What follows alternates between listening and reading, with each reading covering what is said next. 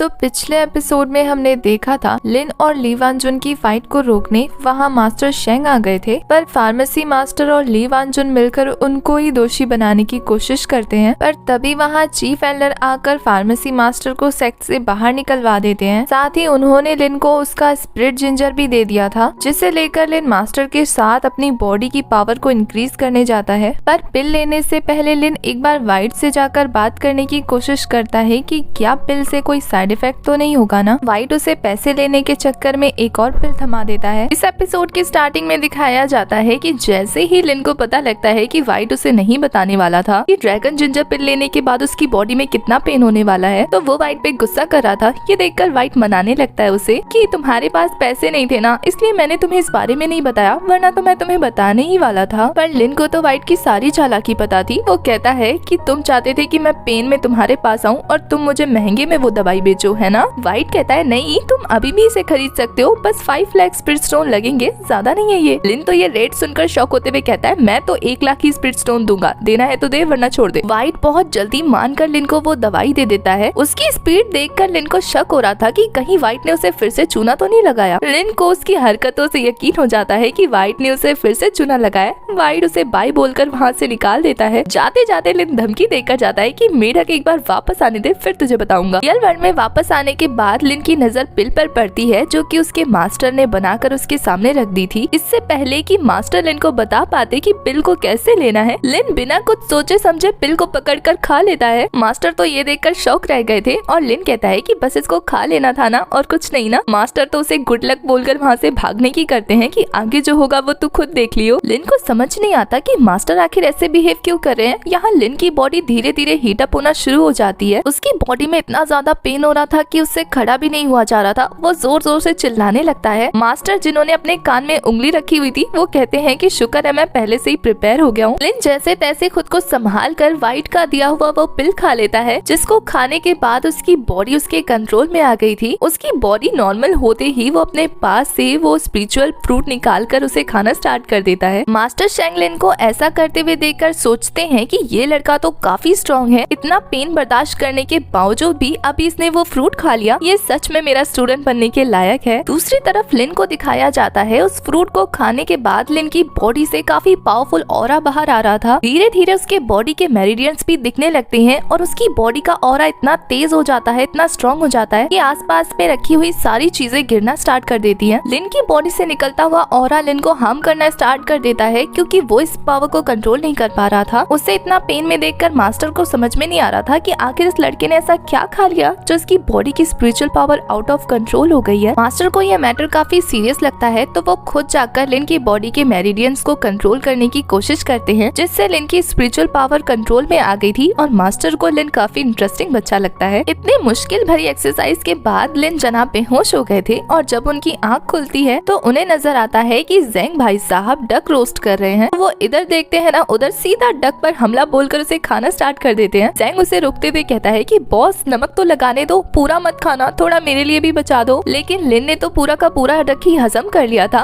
और जेंग के हाथों में सिर्फ हड्डियां रह गई थी। वो कहता है बॉस मैंने इसे लंच के लिए प्रिपेयर किया था और आपने सारा खा लिया। लिन जेंग की बातों को इग्नोर करके पूछता है कि मास्टर कहाँ है, जिस पे जेंग बताता है कि मास्टर तो शिप पकड़ने गए हैं। लिन कहता है क्या टाइमिंग है, वैसे भी अभी तक मेरा पेट नहीं भरा। जेंग कहता है बॉस क्या आप मजाक कर रहे हैं, आपने पूरा का पूरा डक खा लिया और फिर भी अब आपको भूख लग रही है। लिन कहता है कि मैंने काम भी तो बड़ा किया है, इसलिए मेरी भूख भी बढ़ गई है। तभी पीछे से मास्टर एक बकरी लेकर आ गए थे और वो लिन को होश में देखकर खुश होकर पूछते हैं कि क्या तुम होश में आ गए। मास्टर के आते ही जेंग जनाब शिकायत करना स्टार्ट कर देते हैं। हड्डियों को दिखाते हुए कहता है कि मास्टर ये मैंने नहीं खाया, ये बॉस ने अकेले खाया है, मुझे थोड़ा सा भी नहीं दिया। मास्टर जेंग की बातों को इग्नोर कर उसे बकरी पकड़ाते हुए कहते हैं तो फिर इसको फ्राई करो। जेंग जनाब अपने काम में जुट जाते हैं। मास्टर लिन से पूछ रहे थे कि उसे कैसा फील हो रहा है, जिस पे लिन बताता है कि उसे अभी भी भूख लग रही है। मास्टर लिन से कहते हैं कि सबका अपना अपना सीक्रेट होता है, इसलिए मैं तुमसे नहीं पूछूंगा कि तुमने लास्ट में क्या खाया, लेकिन अब फ्यूचर में ऐसा करने से पहले खुद अश्योर हो जाना कि तुम्हारे लिए क्या करना सही है और कितना करना सही है। अपनी लाइफ को दोबारा रिस्क में मत डालना। लिन मास्टर की बातों को अच्छे से समझ जाता है। मास्टर लिन से कहते हैं कि चलो अब हिसाब किताब करते हैं थोड़ा सा।